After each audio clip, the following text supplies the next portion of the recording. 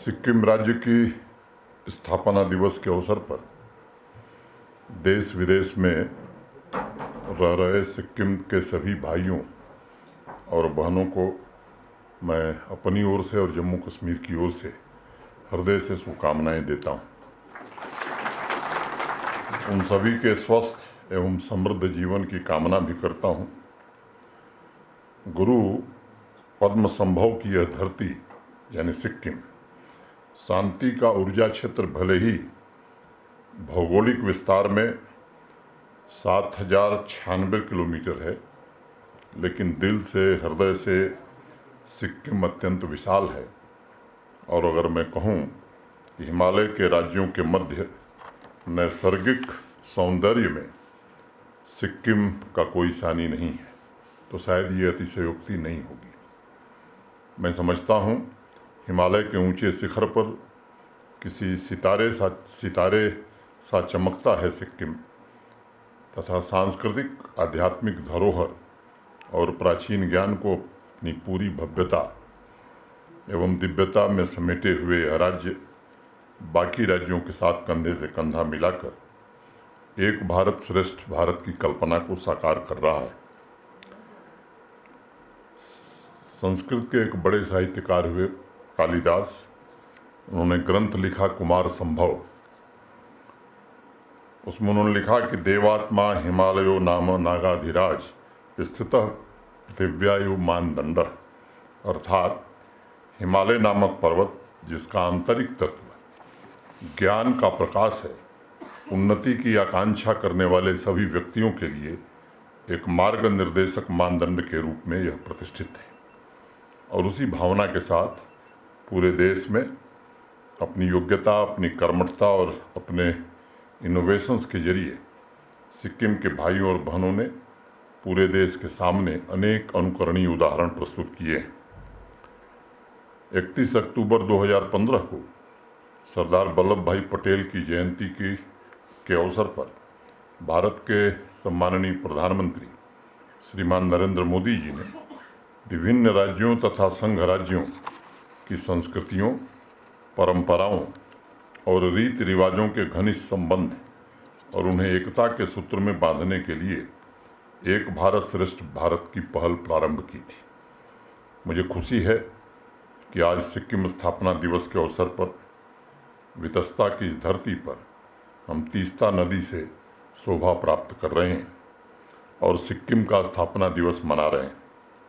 आज पुलवामा के चंधारा गांव के सैफरन की खुशबू सिक्किम के लांचुंग गांव में भी फैल रही है। यही तो मैं समझता हूं कि एक भारत श्रेष्ठ भारत की कल्पना है।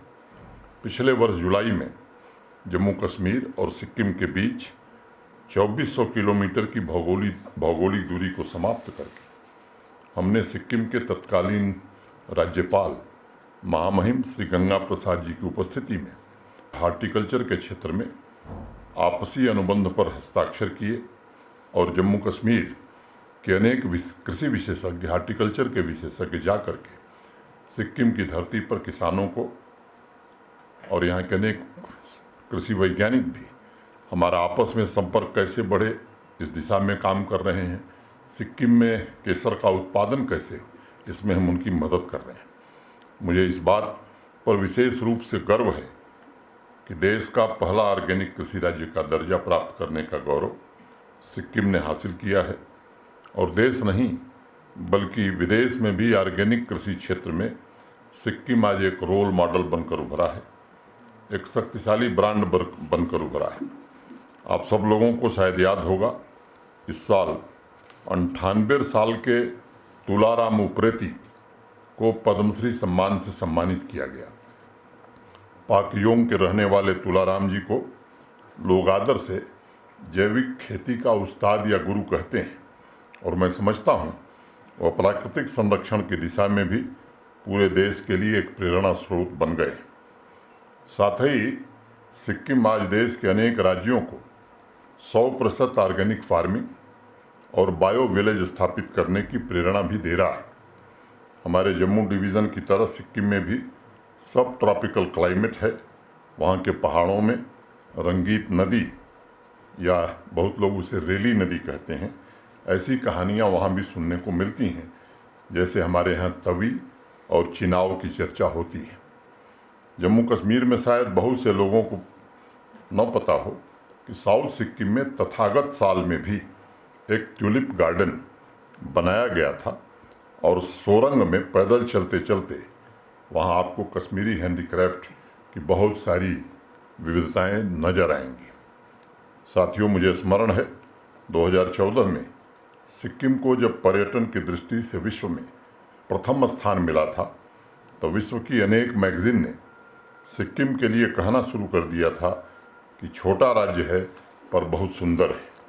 प्राकृतिक सुंदरता के अलावा भाषा, वेशभूषा, खान पान, विजुअल आर्ट, परफॉर्मिंग आर्ट के लिए पूरी दुनिया में आज सिक्किम लोकप्रिय हुआ है। वहाँ के लगभग सभी आर्ट फॉर्म में समस्त मानवता के लिए शांति, संपन्नता और खुशहाली की कामना की जाती है। ऐसे ही एक कलाकार खांडू वांगचुक, जिनका आज इस अवसर पर मैं जिक्र जरूर करना चाहूँगा, वह थंगका चित्रकला में माहिर हैं और पिछले वर्ष वांगचुक साहब को भी पद्मश्री अवार्ड से नवाजा गया था। मैं मानता हूँ कि सिक्किम ने हमेशा तार्किकता, सहज और सरल आचरणों को अपने केंद्र में रखा है और देश के सभी राज्यों का जो आपसी भावनात्मक जुड़ाव है वह भी इसी तरह के सहज आचरण, करुणा, सेवा और शांति पर ही आधारित हो सकता है। मुझे लगता है कि कल से हम लोग प्रयास कर रहे थे कि फोर्सेस में, एजुकेशनल इंस्टीट्यूशंस में सिक्किम के जो भाई बहनों ने जुटाया जाए। संयोग से संख्या बड़ी कम है और उनके अड़ोसी पड़ोसी काफ़ी संख्या में आए हैं। पड़ोसी होने के नाते मैं उनका भी अभिनंदन करता हूँ। और अपनी बात पूरी करने के पहले सिक्किम का एक बड़ा प्रसिद्ध गाना है, जहाँ मंगछा तिस्ता रंगीत, जहाँ कंचनजंगा सीर, यही हो हमरो धन को देश, तपवान हो प्यारो सिक्किम, तपवान हो प्यारो सिक्किम। ये हम सबका प्यारा सिक्किम एवं प्रगतिशील राज्य के रूप में तीव्र गति से सामाजिक एवं आर्थिक तरक्की कर रहा है। मैं आज सिक्किम के स्थापना दिवस पर एक बार पुनः आप सबको भी और सिक्किम वासियों को हृदय से बधाई देता हूँ। अपने कल्चर डिपार्टमेंट के साथियों को भी हृदय से साधुवाद देता हूँ और जिन कलाकारों ने एक अद्भुत प्रस्तुति जम्मू कश्मीर का, जो मैं कहूँ कि असली खजाना है, हम सबके सामने प्रस्तुत किया है, उनका भी एक बार मैं हृदय से अभिनंदन करता हूँ और आप सबको एक बार फिर से बधाई देते हुए अपनी बात यहीं पूरी करता हूँ। जय हिंद।